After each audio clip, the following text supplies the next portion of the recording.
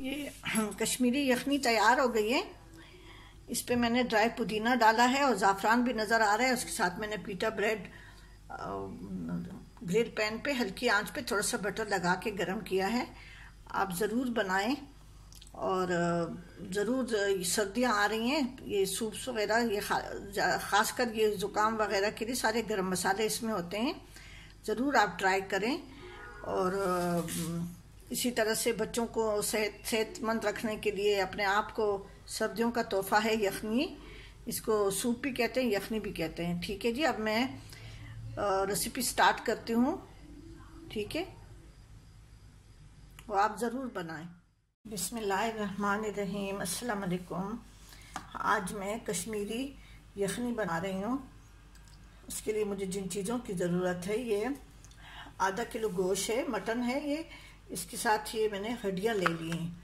अगर आपके पास इस किस्म की वो बोन्स हों, इस किस्म की ऐसी बोन्स हों, तो इसके साथ यखनी का जायका बहुत अच्छा आता है। गोश्त भी ले लें और इसके साथ बोन्स भी ले लें। जितनी ज़्यादा बोन्स होंगी उतनी यखनी अच्छी बनेगी। ये आधा किलो मटन है, हड्डी वाला है, और साथ में अलग से भी मैंने हड्डियाँ डाली हैं। ये 1.5 इंच दालचीनी का टुकड़ा है, ये छोटे टुकड़े हैं। 5 लौंग हैं और 1 बड़ी इलायची है ये वाली। ये 10 दाने ये काली मिर्च है, और लहसुन है, ये 5 बड़े जवे लहसुन है। इसको मैंने धो लिया है, छिलके समेत है। और ये हस्बे जायका नमक है। अभी मैं पानी में डाल के इसका मैं सूप निकालूंगी। उसके बाद से फिर इसका अगला प्रोसीजर होगा। ठीक है जी, सर्दियाँ आ रही हैं, इन दिनों में ये सूप वगैरह बहुत ही अच्छे लगते हैं। अभी मैं प्रेशर कुकर में सारा डाल के इसकी यखनी तैयार करती हूँ। अभी प्रेशर कुकर में मैंने गोश्त धो के डाल दिया है। उसमें ये 2 गिलास पानी डालना है। 1 गिलास मैंने पहले से डाला हुआ है। और जब यखनी तैयार हो जाएगी हम देखेंगे कि हमने कितनी यखनी बनाई है, क्योंकि गोश्त ज़्यादा है और हड्डियाँ भी मैंने काफ़ी सारी डाली हैं, तो उसके हिसाब से यखनी ज़्यादा बना सकते हैं। गोश्त में जितनी भी हड्डियाँ होंगी उसमें सूप में, चाहे गोश्त इतना हो ना हो, ये जो सूप वाली हड्डियाँ हैं ये आप अपने गोश्त वाले से कह सकते हैं। ये सारे मसाले में डाल के इसको मैं चढ़ा देती हूँ। गोश्त भी गल जाएगा और हड्डियों का सूप भी अच्छी तरह से निकल आएगा। ठीक है जी, जब तक मैं इसको चढ़ा रही हूँ, आपको अपने प्रेशर कुकर का टाइम पता होगा। मैं 15 मिनट के लिए, जब इसमें स्टीम बनेगी उसके बाद से मैं 15 मिनट तक इसको मीडियम आंच पे पकाऊंगी। गोश्त मैंने उबाल लिया था, इसको मुझे 12 मिनट लगे। देखिए इसमें मैंने बोन्स डाली हैं, ये बोन्स हैं। इसका देखिए जूस वाली हैं, उसका बहुत अच्छा जायका आता है। और ये गोश्त है, ये आप अपनी मर्ज़ी से गोश्त कम ज़्यादा कर सकते हैं। इसमें ये 1/2 टीस्पून सौंफ है पिसी हुई, और 1/2 टीस्पून अदरक का पाउडर है, जिंजर पाउडर है ये। और ये थोड़े से ज़ाफ़रान के पत्ते हैं। ये 2 टेबलस्पून प्याज है और 3 टेबलस्पून दही है। यखनी को मैंने, ये गोश्त मैंने निकाल के यखनी को मैंने छान के यहाँ रखा हुआ है। ये यखनी पड़ी हुई है ये। और ये जो सूप से मैंने छान के निकाला था, तो इसका वो, इस पे लहसुन वगैरह सारे मसाले थे, तो उसको मैंने छान के और इसको अच्छी तरह चम्मच से मैश करके थोड़ी सी यही यखनी डाल के थोड़ा सा दोबारा मैंने इसमें डाल दिया, ताकि इस मसालों का अच्छा जायका। इसको मैं अभी फेंक दूंगी। अभी मैं तेल गरम करने जा रही हूँ। ये 1 टेबलस्पून तेल मैंने गरम करने रखा हुआ है प्रेशर कुकर में। और ये 1.5 टेबलस्पून प्याज है। एक छोटी सी प्याज लेके उसको बारीक काट लें। इनको हल्का सा सोते करना है। लहसुन मैंने सूप में डाला हुआ है, तो इसमें नहीं डालना। इसको थोड़ी देर के लिए सोते करेंगे। इसमें ये गोश्त डाल देंगे। अभी ये प्याज थोड़ा सोते हो गया है, कच्चा पक्का हो गया है। इसको कलर नहीं देना है। इसमें मैं ये गोश्त डाल रही हूँ।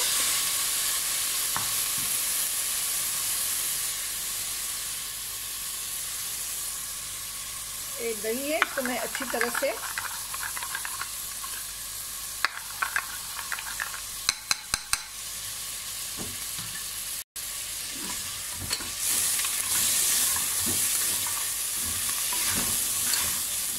थोड़ा फ्राई करेंगे, फिर दही डाल के इसके साथ दोबारा पकाएंगे।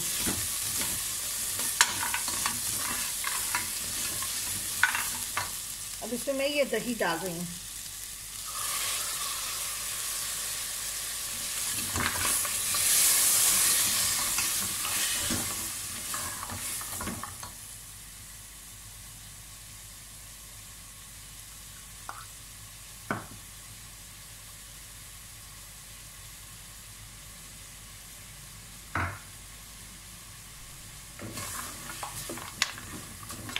तो मैं हल्का सा पका रही हूँ।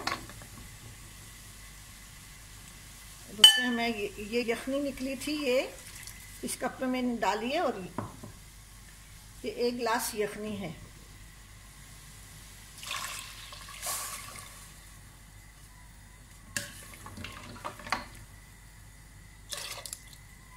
वो जिस प्याले में दही था तो उसमें मैंने थोड़ी सी यखनी डाल दी थी, इनका दही ज़ाया ना जाए।